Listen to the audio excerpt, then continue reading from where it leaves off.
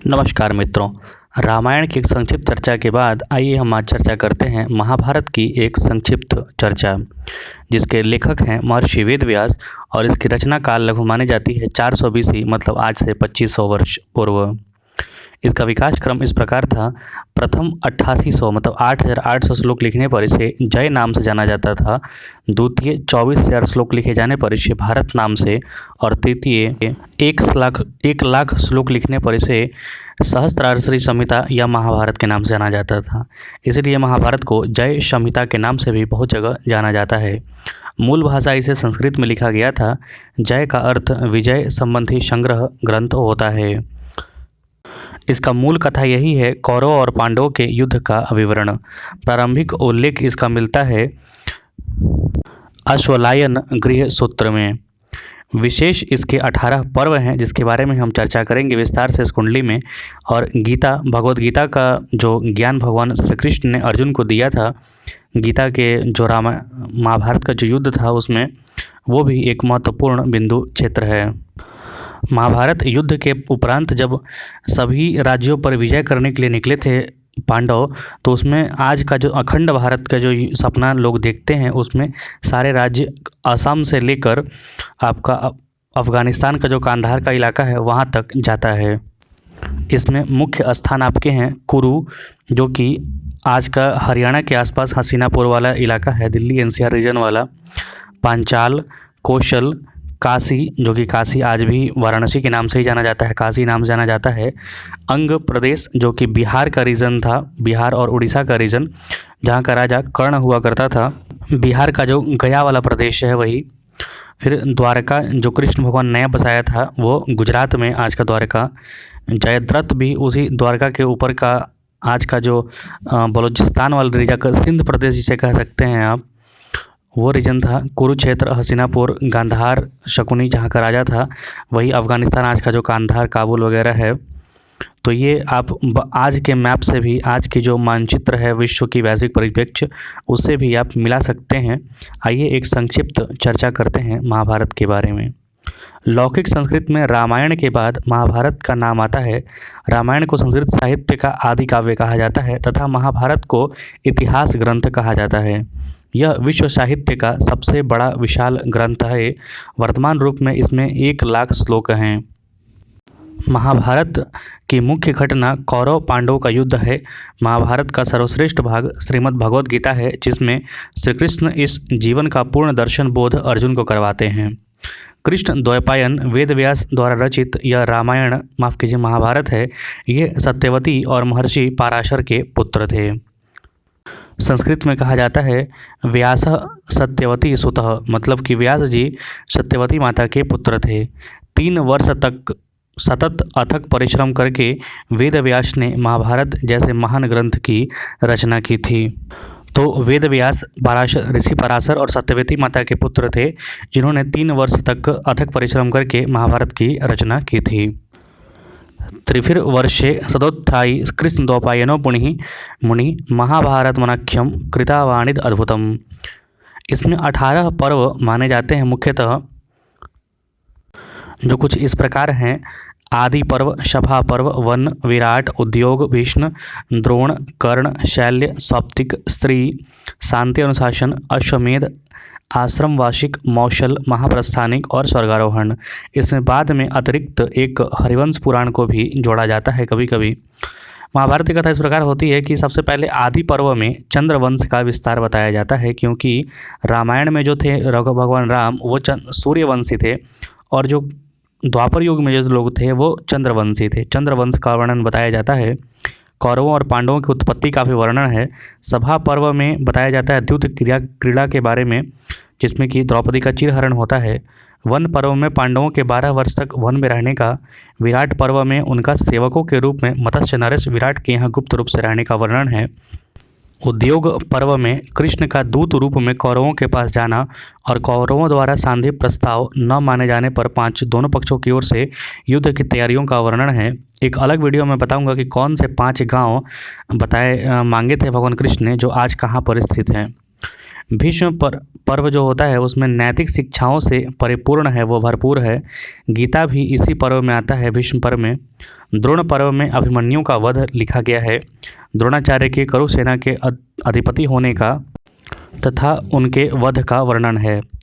कर्ण पर्व में कर्ण के सेनापति होने तक का तथा उसके वध का वर्णन है।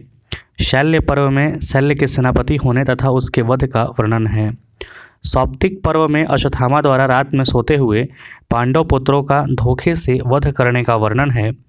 स्त्री पर्व में स्त्रियों के विलाप का वर्णन है। जब अश्वत्थामा ने पांचों पांडवों के पुत्रों का वध किया था तो जो विलाप हुआ था उसका वर्णन है। उसी प्रकार शांति और अनुशासन पर्व में तीरों की सैया पर लेटे हुए भीष्म युधिष्ठिर को राजधर्म, आपद धर्म और मोक्ष धर्म के बारे में उपदेश देते हैं। अश्वमेध यज्ञ का वर्णन है।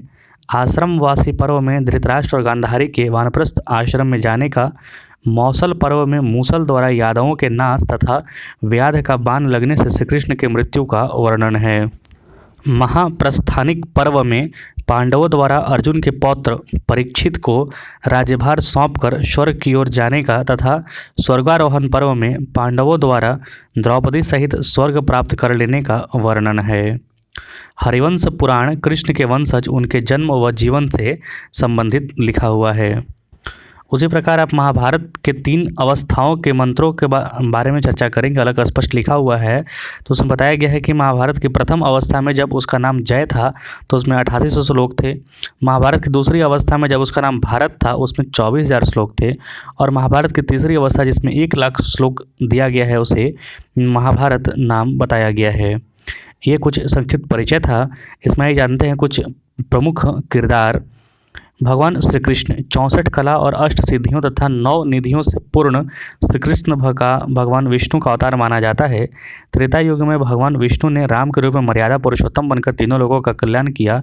तो द्वापर युग में देवताओं के आग्रह पर कंस का संहार किया और समूचे विश्व के अधर्मियों का नष्ट किया।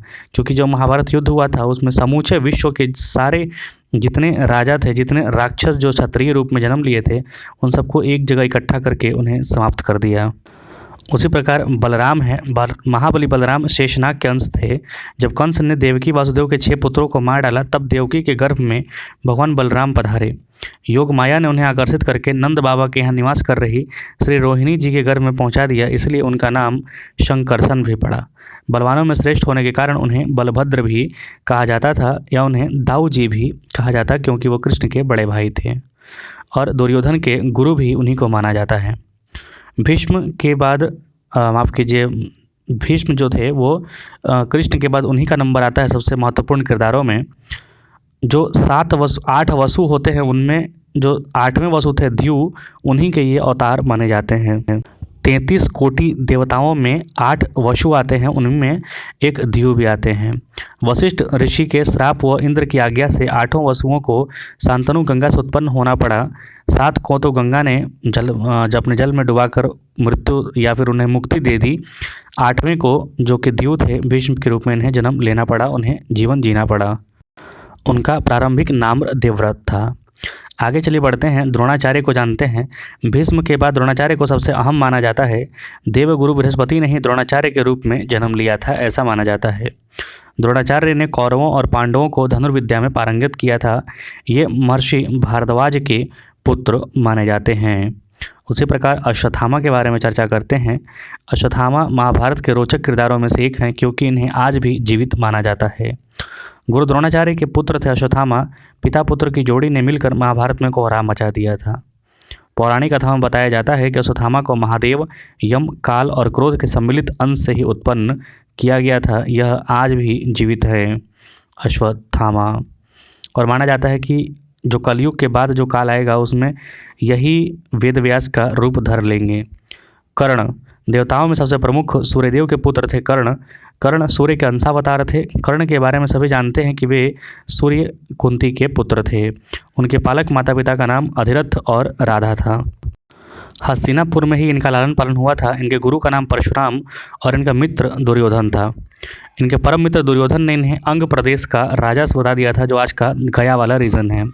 जरासंध को हराने के कारण इनको चंपा नगरी का भी राजा घोषित किया गया था।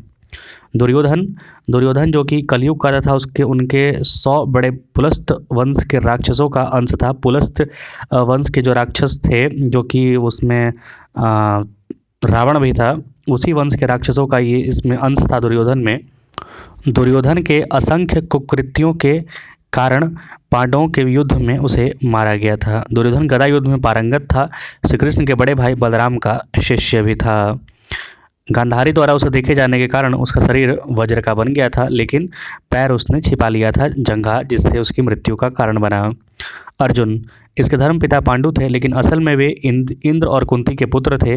देवराज इंद्र ने अर्जुन को बचाने के लिए कर्ण के कवच और कुंडल उनसे छल से छीन लिए थे। उसी प्रकार आगे जानते हैं भीम के बारे में। भीम को पवन पुत्र कहा जाता है। हनुमान जी भी पवन पुत्र ही थे। कहते हैं कि भीम में 10,000 हाथियों का बल था। भीम ने बलराम से गदा युद्ध सीखा था। भीम ने ही दुर्योधन और दुशासन सहित गांधारी के 100 पुत्रों को मारा था। द्रौपदी के अलावा भीम की पत्नी का नाम हिडिंबा था, जिसमें भीम का परम वीर पुत्र घटोत्कच पैदा हुआ था। और घटोत्कच ने इंद्र द्वारा जो कर्ण को अमोघ शक्ति दी गई थी उसे छीना गया था। कर्ण, उसी से उसकी मृत्यु हुई थी घटोत्कच की। और घटोत्कच का ही पुत्र था वीर बर्बरिक। युधिष्ठिर धर्मराज और कुंती के पुत्र थे। और युधिष्ठिर धर्मपिता पांडु थे और पांचों में सबसे ज्येष्ठ थे। ये सत्यवादिता एवं धार्मिक आचरण के लिए विख्यात थे। सरोवर के समीप यक्ष ने धर्मराज से जो प्रश्न किए थे वो भी काफ़ी प्रचलित है। द्रौपदी के अलावा उनकी देविका नाम की एक और पत्नी थी। द्रौपदी से प्रतिविंध्य और देविका से उन्हें 2 पुत्र प्राप्त हुए थे। ये सशरीर स्वर्गारोहण कर गए थे। उसके बाद आते हैं नकुल और सहदेव। 33 कोटि देवताओं में से 2 अश्विनी कुमारों के अंश से उत्पन्न हुए थे। ये 2 अश्विनी कुमार थे, पहले नासत्य और दूसरे दस्त्र। सहदेव त्रिकालदर्शी थे। उसने महाभारत युद्ध के होने और उसके परिणाम की घटनाओं को पहले से जान लिया था, लेकिन कृष्ण भगवान की वजह से बताने से इनकार कर दिया था। कृष्ण ने उन्हें मना किया था। यह कृति प्राचीन भारत के इतिहास की गाथा है। इसी में हिंदू धर्म का पवित्रतम ग्रंथ भगवद गीता सन्निहित है। इसमें लगभग 1,10,000 श्लोक हैं, जो यूनानी काव्यों इलियड और ओडिसी से परिमाण में 10 गुना से भी अधिक बड़ा है। यह महर्षि वेदव्यास ने महाभारत ग्रंथ की रचना पूर्ण होने के बाद सर्वप्रथम अपने पुत्र सुखदेव को इस ग्रंथ का अध्ययन कराया था। ये एक महाभारत की एक संक्षिप्त परिचय मैंने आपको बताया। एक चीज़ और देखेंगे तो महाभारत को 18 पर्वों में बांटा गया है। और 18 पर्वों में क्यों बांटा गया है, इसका कुछ रीज़न इस प्रकार है कि कौरवों और पांडवों पक्ष के मध्य जो युद्ध हुआ था उसकी अवधि भी 18 दिन की थी। दोनों पक्षों के सेनाओं का जो सम्मिलित संख्या बल था वो 18 जो छावनी सेना थी, 11 दुर्योधन के साइड से और 7 अर्जुन के साइड से लड़ी थी। इस युद्ध के प्रमुख सूत्रधार भी 18 ही थे, 18 योद्धा थे। महाभारत की प्रबंध योजना में संपूर्ण ग्रंथ को 18 पर्वों में विभक्त किया गया है। पर्व का मतलब होता है गांठ या जोड़। जैसे कि आपके अंगुलियों में 3 पर्व होते हैं, उसी प्रकार यह महाभारत जो है 18 पर्वों से बना हुआ है। पूर्वी कथा को उत्तरवर्ती कथा से जोड़ने के कारण महाभारत के विभाजन का यह नामकरण यथार्थ है। मतलब कि 2-3 जो आगे पीछे जो कथा दिए गए हैं उनको जोड़ने का ही नाम पर्व बताया गया है। इसी प्रकार 18 पर्व हैं महाभारत में। और ये एक महाभारत का संक्षिप्त परिचय मैंने आपको बताया। आपको कैसा लगा ज़रूर बताएं। और दूसरी वीडियोस हमारे चैनल पे ज़रूर देखिए। कृपया चैनल को लाइक सब्सक्राइब जरूर करें। बहुत बहुत धन्यवाद।